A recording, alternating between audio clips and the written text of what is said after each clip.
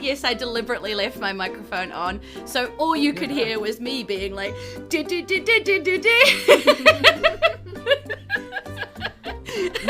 I saw it on and I was like, yep, that'll be fun.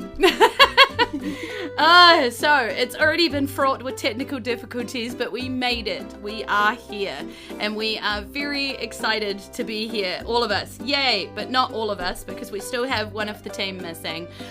Recently made his way back from overseas and is just way too jet lagged still to join us on stream tonight. So, he will be back next episode though, so we're very excited to be welcoming Severin back very soon. But in the meantime, we have the away team of the Sidebars. I don't know which one you guys are. Is the best one the away team? I feel like that's the case, right? No. I don't know. Anyway. Maybe I'm just thinking of the Jendison Brifford's Parchment Company podcast where they are the away team, like the adventurers, that's their name. So that's why I've got it as a good thing in my brain. Well, now it's us. We've taken it. Yeah, totally. So kia ora and welcome to the Fate of Isen Book 2. Puka Pukarua. We are a Dungeons & Dragons 5th edition podcast made by a bunch of Kiwi comedians, proud members of Kiwi RPG or Kiamu Whakatau o Aotearoa, tabletop role-playing from New Zealand. We kōrero paki, we tell some jokes, we hopefully save the world, and we have a whole lot of fun along the way. So thank you for joining us today. If it's your first time visiting Isen, please stay, welcome, have a good time, look around, say hi to everybody.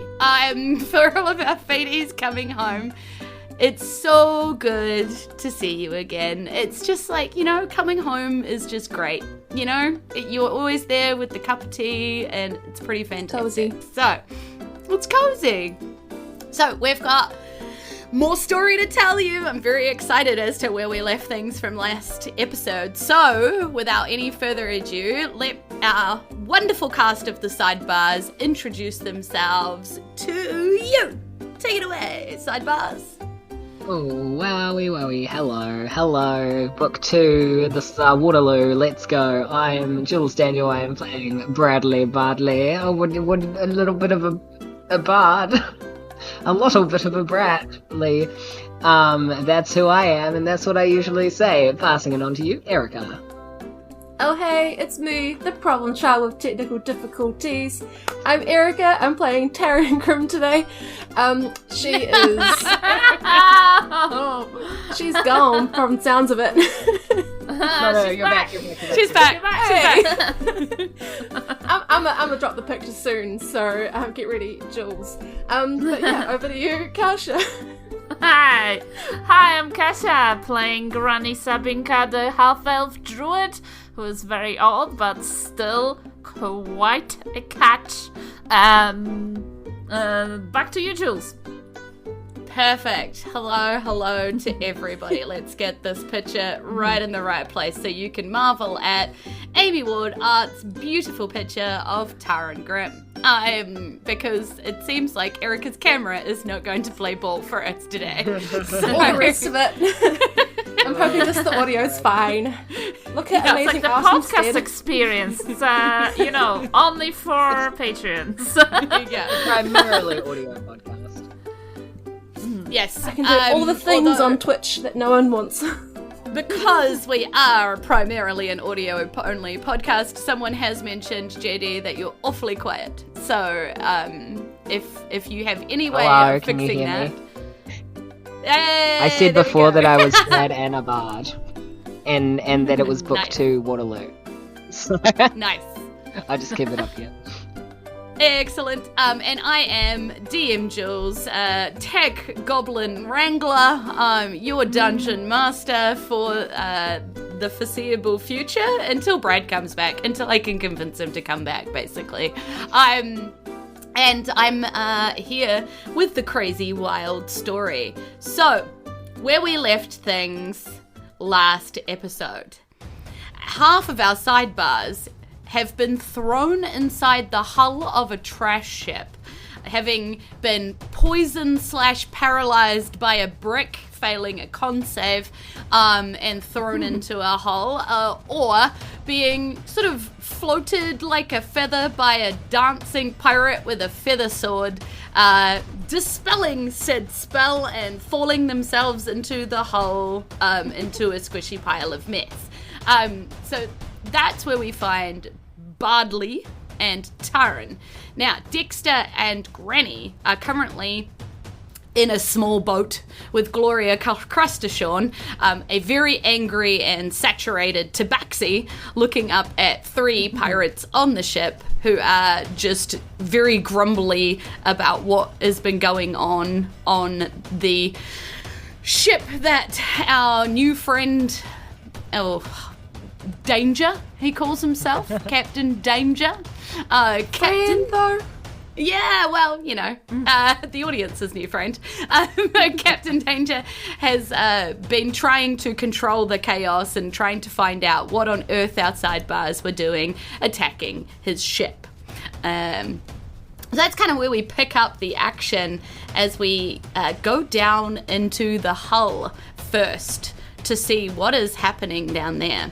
Now, down in the hull, things are not looking great. The hull top opens and down comes tumbling a particularly glorious, curly, brightly coloured shell, which after it tumbles down and nearly bowls you both back over again, comes to a rest and then sort of claws and a face pops out and is like, "Oh, hello, I thought it was this where we were going?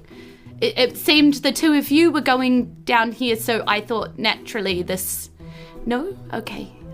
Not by choice. Right. Taryn kind of just peels a banana peel off of her shoulder. Yeah. And looking around, you see in the dim, eerie glow of some flickering torches, which line the walls down here, immediately just by where the mast and the hull is, you find yourselves amidst some heaps of unidentifiable debris. The air is thick with like an acrid stench of decaying waste, and the floor is slick under your feet with oily grime. Shadows are all dancing and shifting around you as you cautiously get to your feet, pulling off that debris off your shoulders. And the soft shifting of garbage, that noise fills the hull, hinting at the presence of something unseen and potentially dangerous lurking down here amidst the piles of refuse. Always a trash worm! Just saying. So as the 3 of you are kind of getting to your feet and looking around, what do you do in this space down here? Am I still paralyzed? No. You probably are for a little bit longer, but we'll say you can brush this off, fight it off. Thank you. Depends on what I do. So we're alone down here? They've just chucked us in the brig, or...? Yeah, pretty much. And it doesn't really seem to be so much of a brig as just where they usually have the rubbish.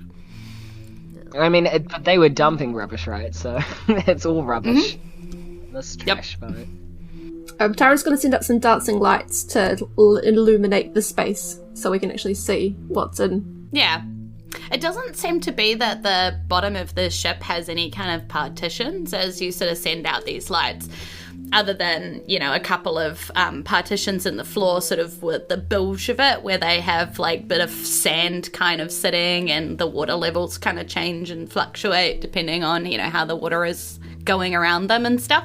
But down here it all just seems to be one big room. And so you send these dancing lights kind of out and around, I imagine, or yeah. Yeah. So where you are, the piles aren't that big, so they've clearly cleared out a whole lot of rubbish kind of where you are, and you're only on like leftover bits and pieces. But you can see sort of at the front and at the back, there are some pretty large piles of, you know, crud and debris here, and they are shifting slightly. Some of that might be the, gentle rocking of the ocean, and some of that might be more. Oh, there's some crud. I pick up some crud. Tuck it in my pocket. Nice. Pocket crud for later.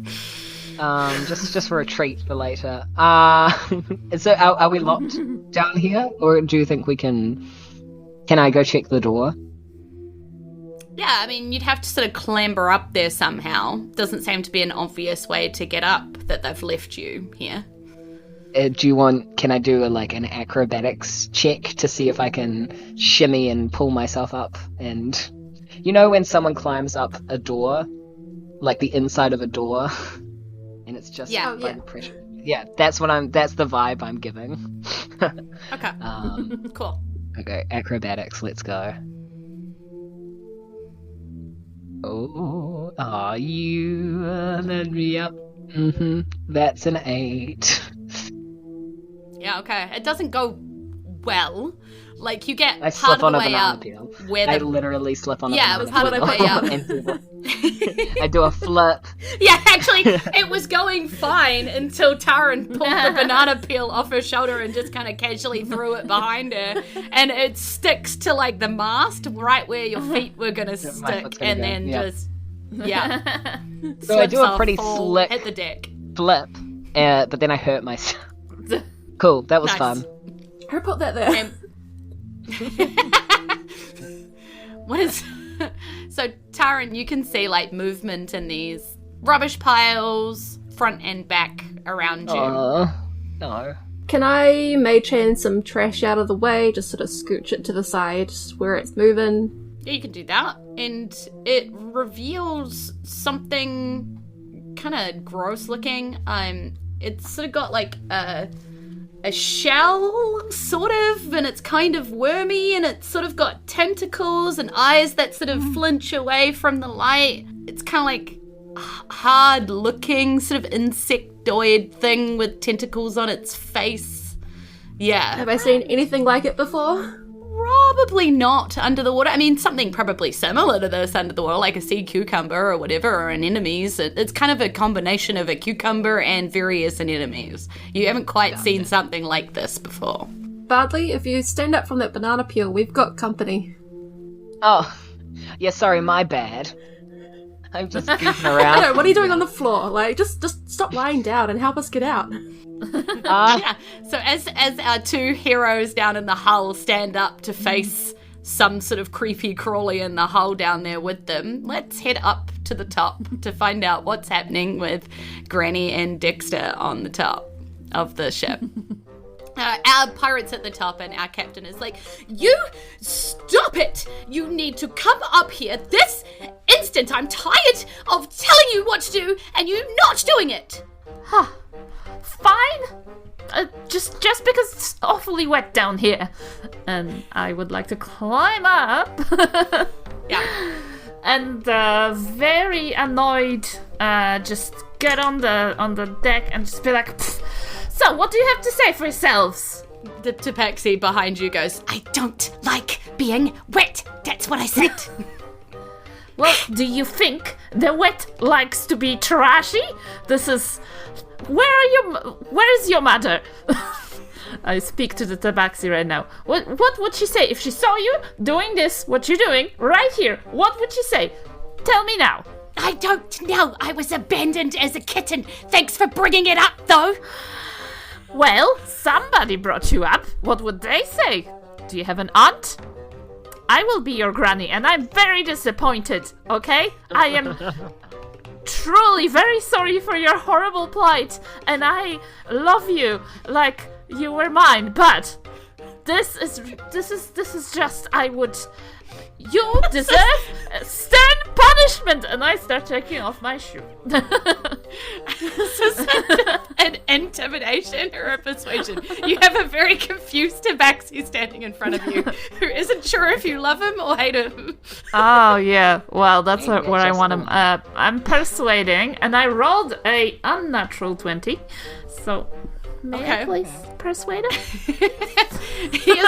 He is persuaded that you seem to be sort of a granny who has love and sternness, and sort of turns to his captain and goes, I don't know, Captain, can we kind of keep her? She seems funny. Funny? I'll show you funny. Explain yourselves. The captain. And I look at them sternly with guns akimbo. No guns. Hands. Yeah. Granny brought guns to a sword fight. These finger guns. Oh. Bisexual way. Oh. The captain, Captain Danger says again, I told you once before, my father put me in charge of this ship, this debris vessel, and my job is to make sure that we deal with the rubbish so I can get the ship back to Flotsam and Jetsam. I have been in charge of this crew for showing good leadership skills, and I'm going to be the next speaker when my father hears about my great skills. Now you just are messing it all up. And if your father, say, told you to jump off a cliff, would you do that as well? How high is the cliff? Very high. You would most certainly die at the bottom of it. Well, I'm sure that he would make sure that that was not the case, because I am his only male heir, so yes, I guess I'm jumping off the cliff, and he seems quite proud of his answer. I see this place needs a granny. Alright, everybody sit around and we will talk about how we treat the natural world, okay? First of all, The tabaxi sits. The tabaxi absolutely sits and starts listening. The orc does not seem keen on listening to you particularly, and the guy with the feather in his hat is pulling his feather out again and is like, Captain, you want me to deal with this? Like... Don't you dare! Dexter, dear. And he, would you say something? Yeah. Would Dexter say something? Dexter shrugs and says, I don't know, I thought you were doing a pretty good job, actually. Well, I am doing a really good job, I know, but... Spoon crew. That one doesn't seem convinced. To, like... spoon I'd 5. like to roll for Dexter saying something inspirational that we'll add in post. Anyway. Yes, this is all very, very disappointing, and I'm very, very cross with you all. Well, now, I mean, who came up with this idea? It's not my ship, it's Flotsam and Jetsam's. I'm just captaining it. You could come with me, tell my father that I have been an amazing captain, and then go and speak to this Flotsam and Jetsam, and they'll tell you all about why they do what they do and why it's fine. Well, I would really like that, thank you very much, but also remember that you are part of a machine that is doing something awful. All right? Look around you. It stinks in here. Oh, yes, that's the rubbish. Indeed. Have you ever heard of a bag of holding that has immense area on the inside, but not on the outside? You could have put it there, but no, you're gonna dump it in some poor creature's home. I'm very, very, very, very cross with all of you. And I feel like I have the situation under control. Okay, so up there, nobody's disagreeing with you necessarily. Nobody seems to be putting you in prison as such. They're just kind of being lectured by you, and this is just being allowed to happen. So down in the hull, where the vibe From is the quite tops, different. the bottoms. Yeah. This creature seems to be moving towards you, in sort of making his sneaky way over this mound of refuse towards you. What are you guys doing? I feel like maybe this is a sea creature kind of situation. Maybe a friendly approach, given what we've experienced recently, might be the way to go. Yeah, Taryn's gonna say, oh, just hold there, don't come any closer at the moment, and Aquin. Okay. It seems to still move towards you. And it makes no sign that it understood anything that you just said. How big do you think the room is down here? It's pretty large down here. Like maybe, I don't know, 20 by 30 feet? Could I pop up a little Liamon's tiny hut around us without capturing the creature? It's a 10-foot radius dome. Yeah. Yep, you could probably easily do that as it comes towards you. I am doing that. I'm casting. Okay. So you're casting a Liamon's tiny hut. Yes. You're using a spell slot to do it, obviously, rather than ritually casting it. Yeah. No, yes. Yeah. I'm doing a spell slot, yes. Yeah, perfect. So it happens sort of, boop. What does your little tiny hut look like? Is it kind of a igloo type situation? Are we talking like cabin, log, or are we talking like teepee? We're under the sea.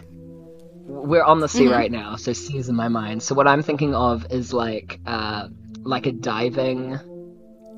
like a diving bell?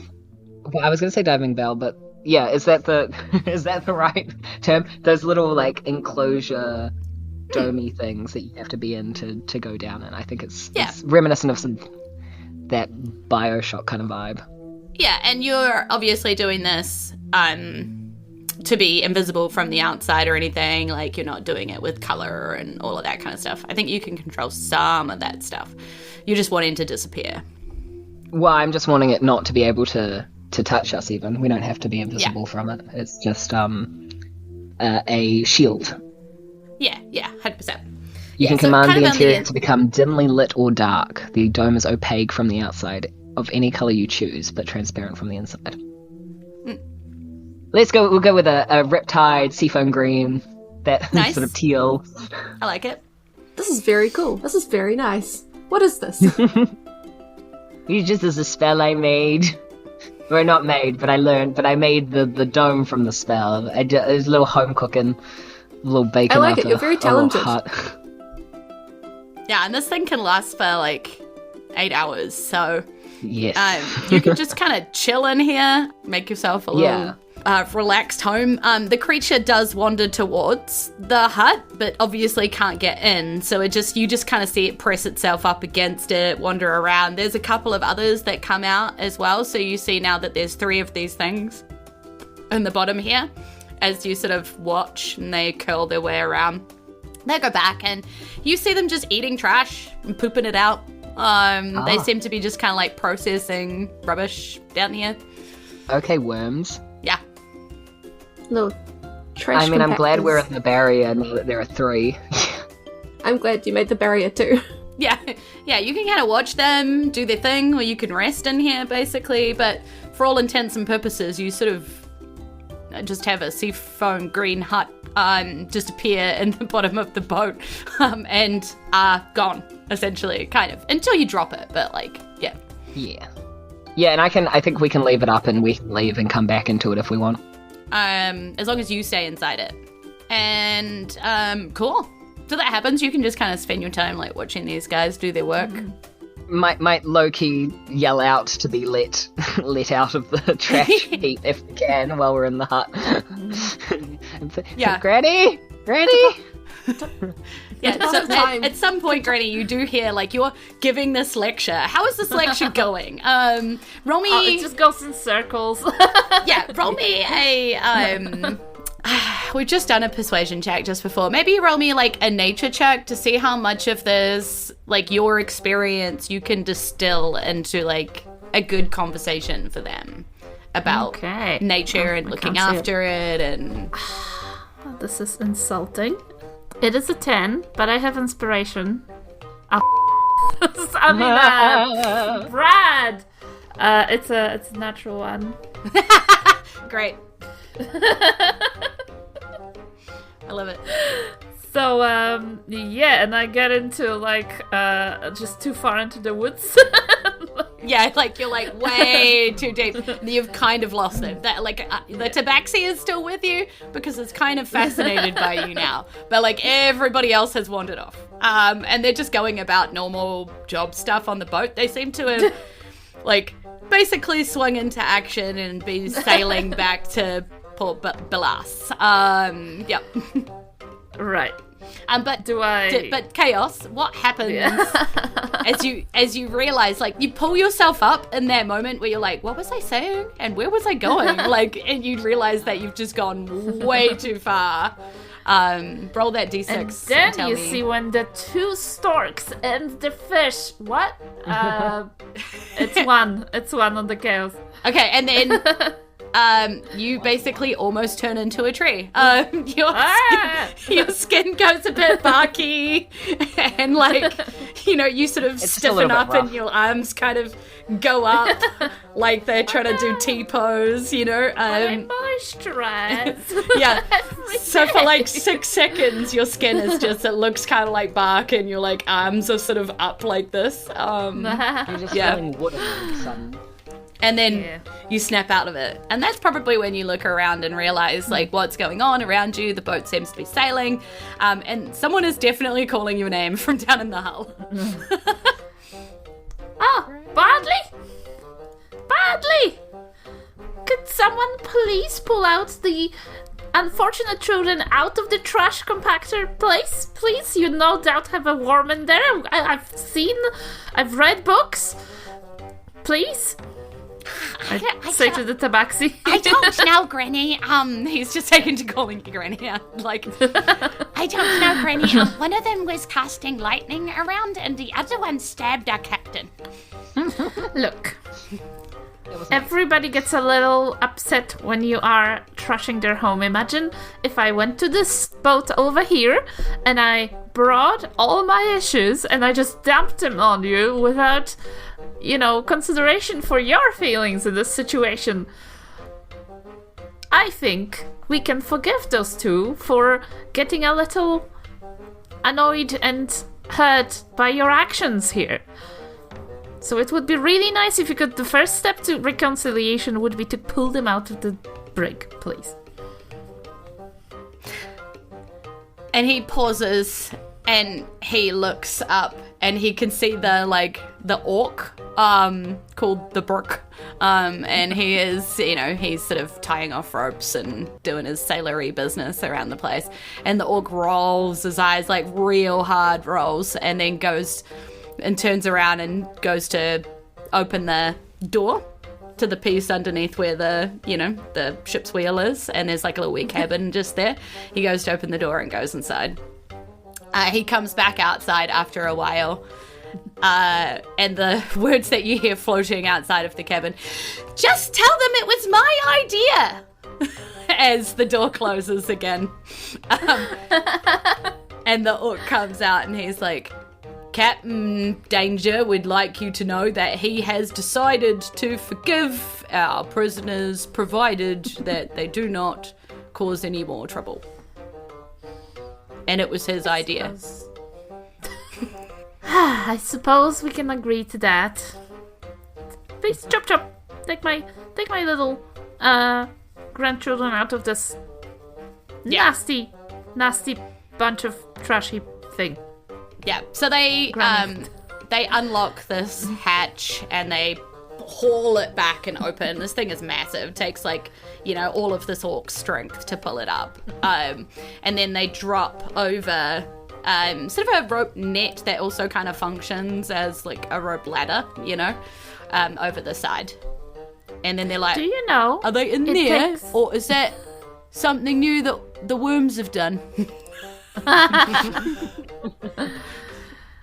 There seems to be a little hut in the middle of the trash. Do you also throw those out, or is that... Well, I reckon we could maybe get money for one of those. and Bardley and Taryn, you're seeing all of this kind of happen, Yeah. Yeah. Ha!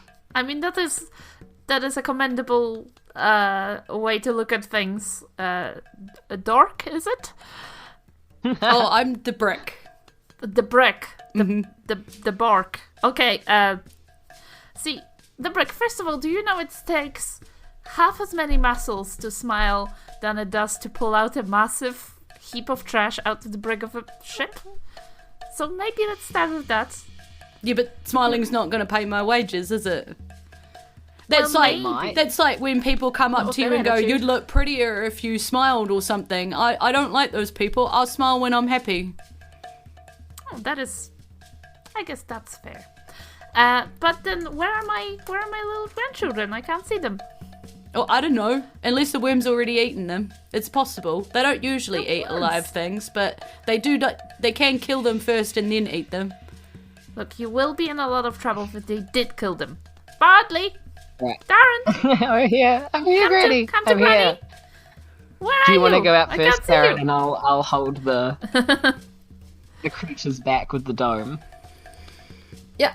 Taryn will come out and scurry to the turn it net. on. Yes, nice. Yes? What yes. Cool. I dropped. I'll scurry up the net. Okay, so you come out, you emerge from this like hut wall, and you just kind of like walk out of a wall. It's not like a door forms or anything like that. You just like walk out of the side of this thing, and then you can easily scurry up this net, which functions pretty well as a rope ladder.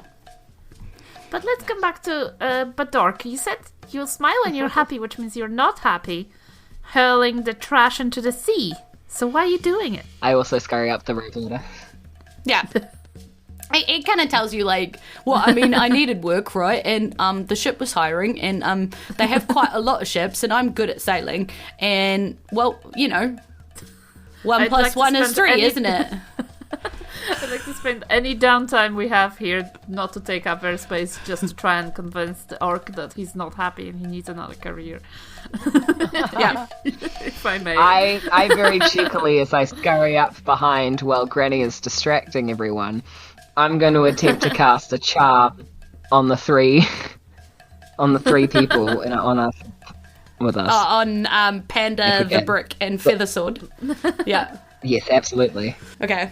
First mate, So that Feathersword. is a first mate sword. So that's a wisdom save from each of them. Okay. Or not. All right.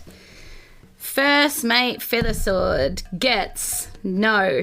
That's very bad. First mate. He fails with a 5. Yeah,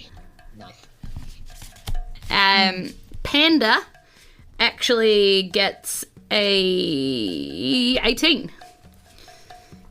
Okay. So Passes. saves. Yeah. And our second guy gets a 9. So I think that's probably a fail too, right? That is a fail. So only. Yeah, so Feathersword and the Brick are charmed, and Panda is already enamored of Granny to a certain point. So I think that's kind of a win. They sit down and they sort of listen to what you are saying. Like, what is it that Bardley is charming them by saying? What's Bardley's point of view?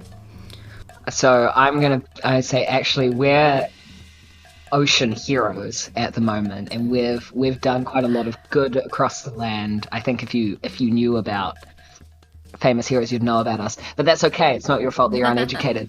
What we're trying to do here is we're kind of make a symbol against the oppression that's happening. And if you could, with the ship, help us get to Port Bellis as quickly as possible, we could have some sort of beautiful rainbow warrior situation going on here. I think we could just...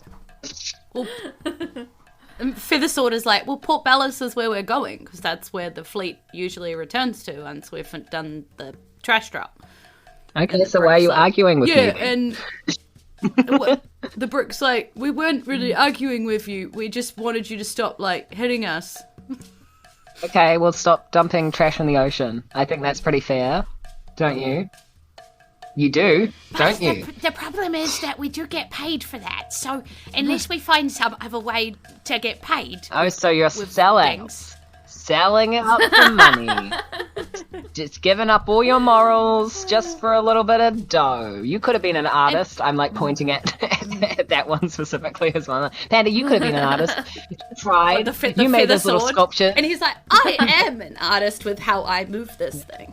And he's wiggling well, no, you're again. not, because you're working on a trash ship. So what are you? A trash ship person. You don't want to define your life by being a trash ship person, do you? He's like, I prefer to talk about us like trash pirateers or buccaneers or something exciting. But sure. How do buccaneers dump trash into the ocean? No, they dump people who have blindfolds on, and they Yeah. they I don't know many avoid pirates that make- sharks. They steal aluminum that's an honest profession. Walk the plank. To be honest, some of the pirates do actually drop a lot of trash in the ocean because they fight each other and then they fire their cannons off and they're always dumping the other boats in the ocean. So I think it's kind of like littering, but with ships. But you put like a weird gooey toxic stuff in, and they put in organic bodies of their enemies. That's so into true, the water, Granny. which is better. Yeah, Yes, and it's actually the also ships, food. What are the ships made of? Yes. What are the ships and all the made fish of? are going to Wood. be eating all of your rubbish and thinking that it's food because of the precedent that the pirates have set, and instead they're just going to have tummies Yes. full of like metal and scrap, which isn't good. Yes. And Would so anyone think of the fish? we spend our time sailing back to Please Port think of the Bellas, convincing our crew that what they are doing is terribly and horribly wrong. There probably is some sort of realization here, like they don't, you kind of get the feeling like they don't actually enjoy doing what they're doing. Not really. Like these three particularly like sailing on the ocean. They like hanging out together. They like doing what they're doing. They sort of wish they didn't have to do it with the whole dumping of trash, but you know, needs must is kind It's of like they their should just situation. become like highwaymen or something. Sure, They could do maybe. ghost fishing. Just- where they just be- take the trash out of the ocean. Yeah, that would be Yeah. fun. Yeah. That's Yeah. cool. Apart from Reverse that, it. the Tabaxi just doesn't like the water and shouldn't be here at all. Yeah, but he does like the boat. What's your name, little trash panda person? Oh, they call me Panda because my eyes kind of make me look like a raccoon or something. Oh, you are very cute. See, and you don't have to do repulsive things. You can be loved for who you are. I don't know that guy can. And they all point to like the captain's cabin and they all kind of laugh. And we come now, as we spend our time sort of doing this, you can kind of help out on the ship and sit around and talk to them. And, you know, they keep sort of things moving and they're constantly getting up, checking things, re-steering the ship, you know, doing all this.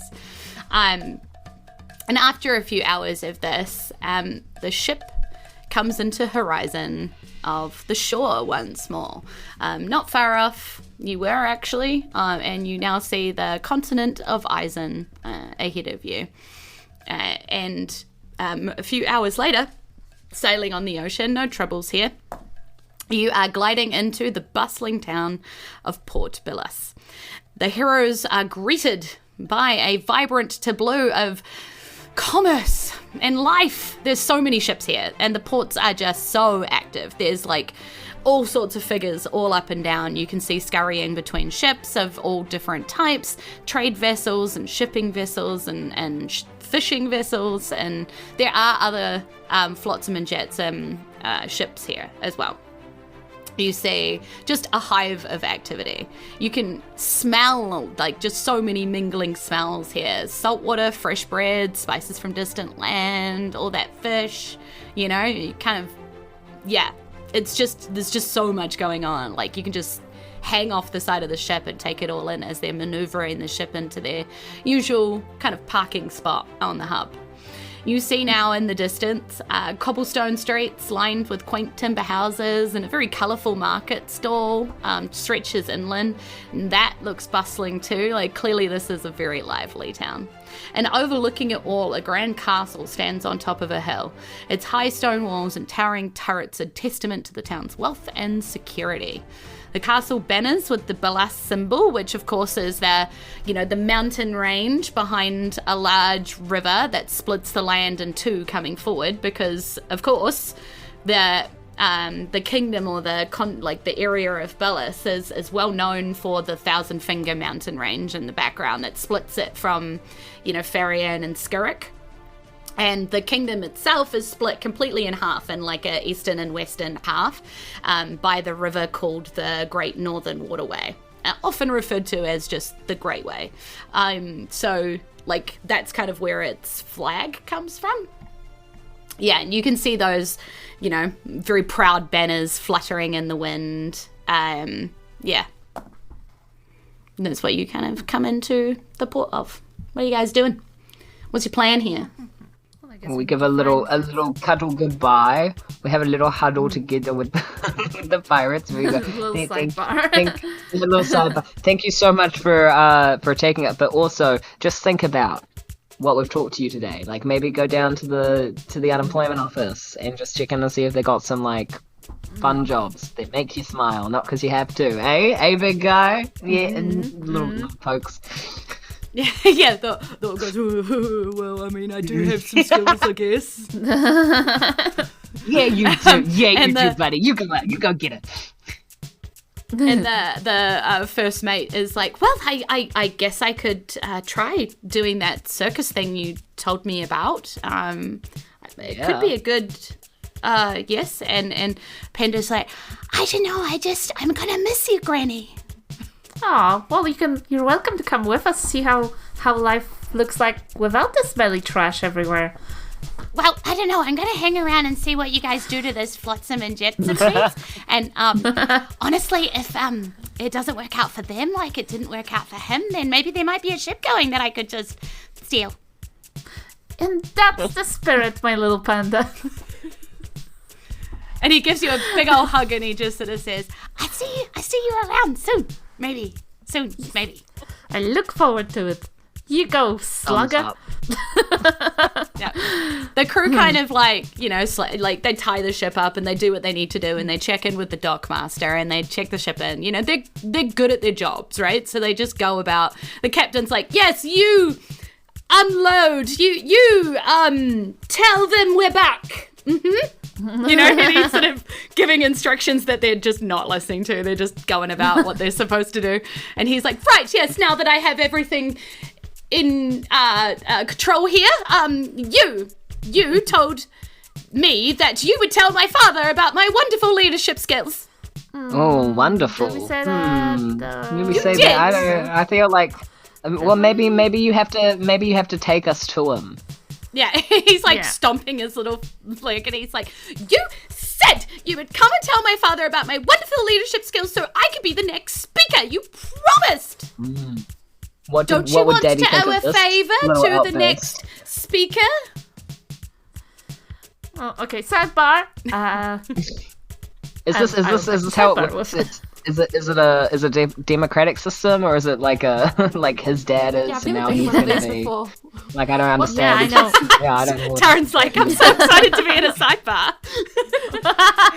On a new land. Taryn, this is welcome to the sidebar. Dexter can explain everything, and we sent Dexter to explain what the sidebar is, and then I have a sidebar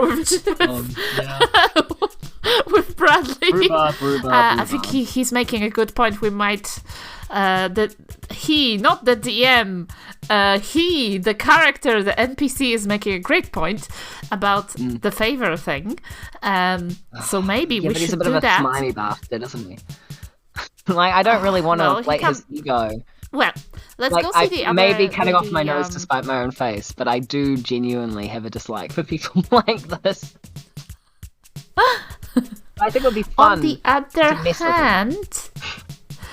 Yes, so we can go there and just say something to his father. Maybe he's a more reasonable person and will stop doing this atrocity against nature that we want to stop. I have to assume that the dad knows what his child is like, but I do not think that will mean that he's good. But I do think we should go. So we can lie. And I look back and make eye contact with the captain, and then I look back to Granny. I'm like, we can lie.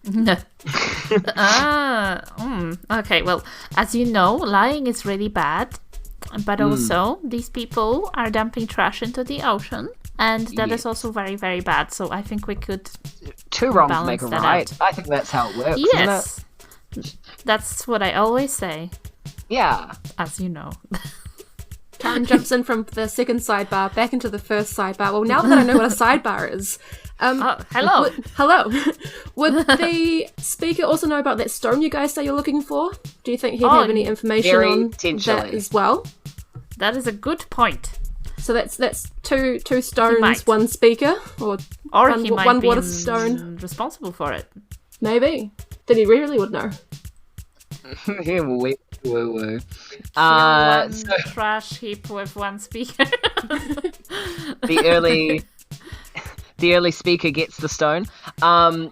We turn back around. Yeah, take us to your father. Your take us to Papa, so we can speak of your generosity and swordsmanship. Wonderful. I say, poking him in his stab wound. Bardley, just be gentle. I don't think he's actually dangerous. I think he's just a harmless. You think it's all in the name? Called himself Captain Danger. Yes, that is definitely how dangerous people call themselves. Yes. We're going to tell a little fairy tale about the dangerous chicken and his hedgehog later. Okay. Uh-huh. So he goes, wonderful, and he calls his attendants, which have been sort of waiting down by the bottom of this ship, and he's like, I am back, and I need to go to my father immediately and report on my last adventure. And they are like, right, yeah, cool.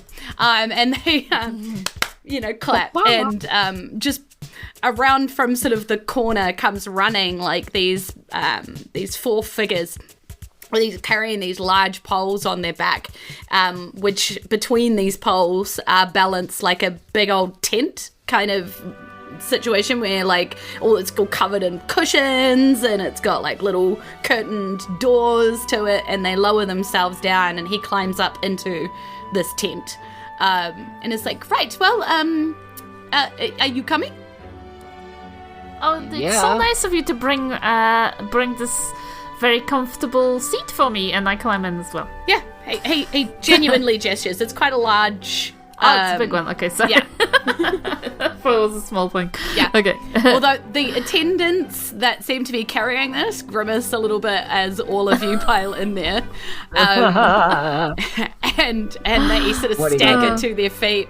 And sort of sway a little bit, but they seem to get some kind of a momentum going, and they are moving through town. Yeah. Taryn's pressed up against the window, just like, what's that? What's that? Can I eat that? What's this? But also running back and forth, so it might not be very comfortable for the people carrying the pavilion. Yeah, it's like excitement. Or, the balance is shifting constantly, and they're having to. If I can at all, if this would help at all, I'm very happy to cast a cheeky little feather fall on on it to maybe lighten the load. Yes. That would be very kind. Yes, I think it'll help if they fall a little bit. Every time they trip and stumble, it helps a bit. And then they sort of get carrying capacity back again.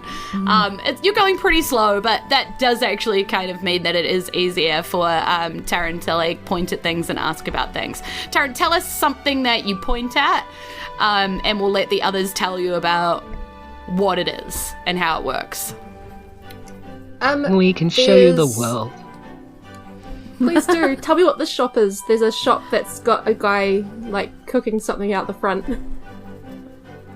See, this is a KF soup, and this is where you go to get a very nice bowl of broth with noodles in them. Have you Chicken had a broth. bowl of broth with noodles in them? Is it similar to your health broth? Oh yes, it is very similar, but it is Because I've had yours, that's really good. Is it just as good? Well, we will have to try it on the way back. Gloria, take us down. We're Yes. trying this broth. It's lounger is moving because I slowly, don't think but not that slow. Because, I don't think you're used to liquids being in a bowl and not surrounding you. This is very true. It's a liquid that you like to drink. Yeah. I mean, you've probably had liquids before, but the containers that you prepare them in are basically straws with stoppers so that you can kind of drink them constantly. It's like those Starbucks, big coffee cups with the straws in them. Yes. That's what you're sort of constantly used to. It's all bedazzled with gems and shells. Yeah, totally. I'm thinking of astronauts with their little pouches. Pouches? And their sippy straws. Yeah. Yeah, but you can just open your mouth underwater and that kind of thing. Yeah.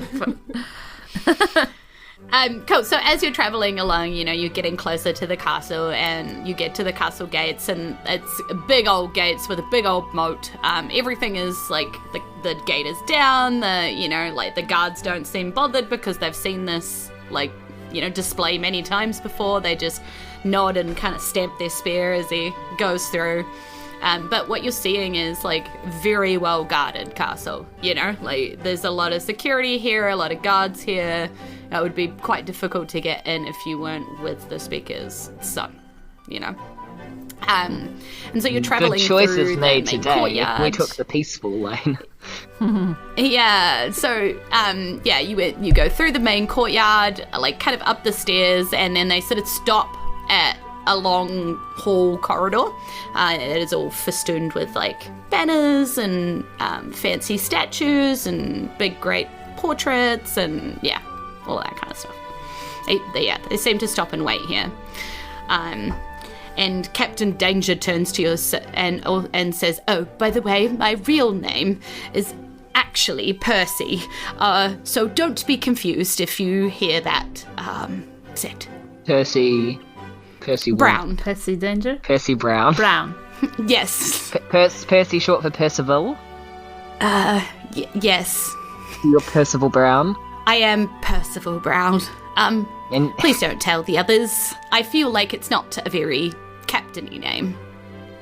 To be fair, I don't think I've met little- any Captain Dangers before either.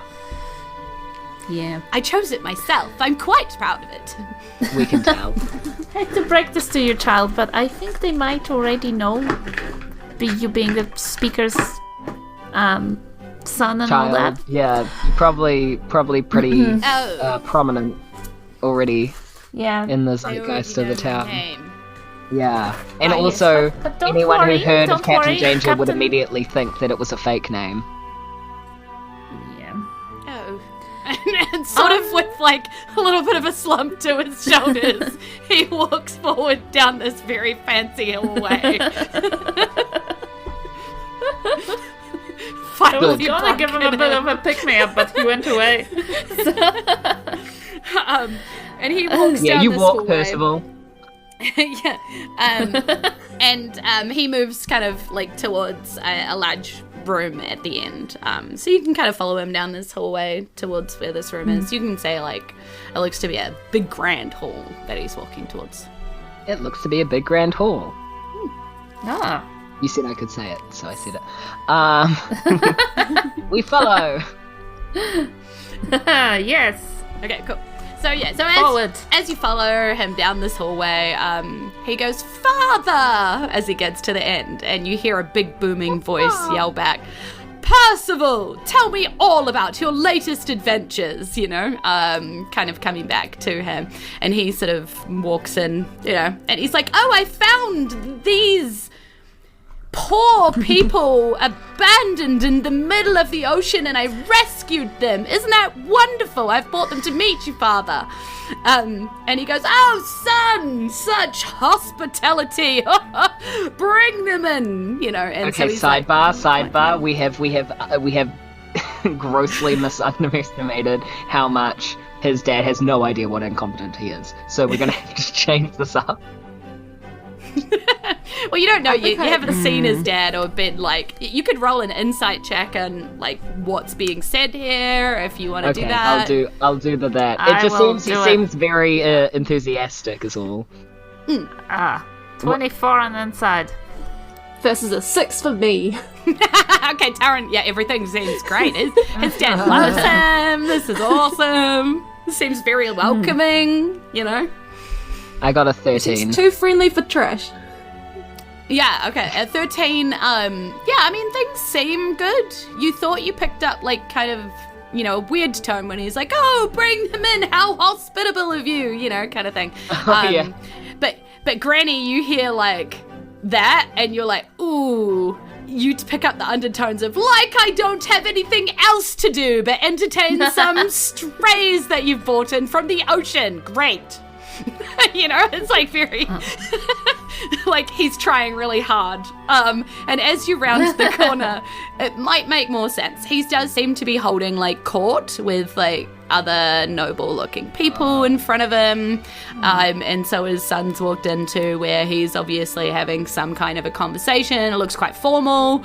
There are, lots of different styles of dress here, which probably means that there's other regions, like visiting, some kind of noble something or other from other places visiting. I would love to try and be like, actually, we're not just poor people from the sea. We have with us an emissary from the great below, the floatess here with us. And can I do a charisma check? Yeah, totally. And I assume you're referring to Gloria Crustashon, or Yes. have you put Taryn into the emissary position? You know what? They don't know. they don't know what's going on. I think if they saw anyone from underneath, they wouldn't. Gloria's looking at Taryn, do you think? Taryn's looking back at Gloria. They're finally talking. They've finally remembered I'm here. It's taken a little bit. I rolled a 19. Nice. It's a rider one, Gloria, so, Yeah, okay. So, yeah, you do. You kind of announce this, and actually, as you announce this, and Gloria sort of comes forward and does the customary sort of bow of the under the ocean, and then follows it with, kind of a curtsy that she's heard about that landfolk do. And then sort of looks at Granny, and goes, I don't have a spoon. What? Me when I don't have spoons. Yeah. And just sort of, yes, I come from the floatess, from the float. And as Gloria is stepping forward to begin this conversation, that's when you all look just to the left of where the throne is and where the speaker of this area seems to be sitting.